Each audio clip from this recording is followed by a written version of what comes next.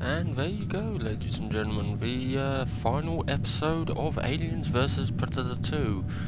I'm making this short conclusion video just to let everybody know that while I thoroughly enjoyed the game, I'd be honest, I'm a little bit biased here. I preferred the Marine campaign compared to all the other campaigns.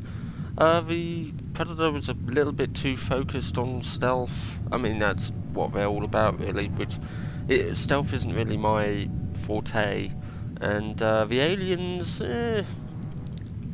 despite what it was in the gameplay, I found that the aliens was very much.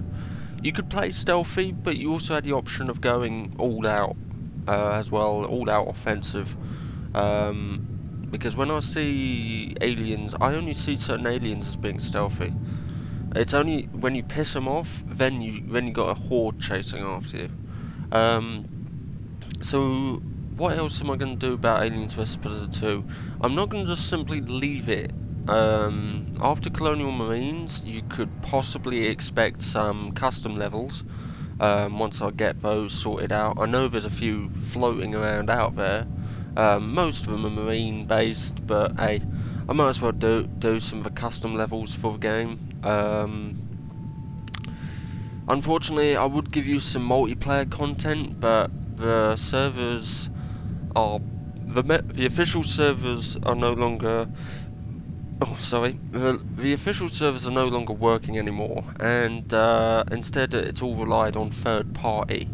Now, I can't really tell you how much of these third-party servers have survived. The majority of them that have survived are extremely laggy, not... And I haven't played this multiplayer in a long time, so I'd be extremely poor at it.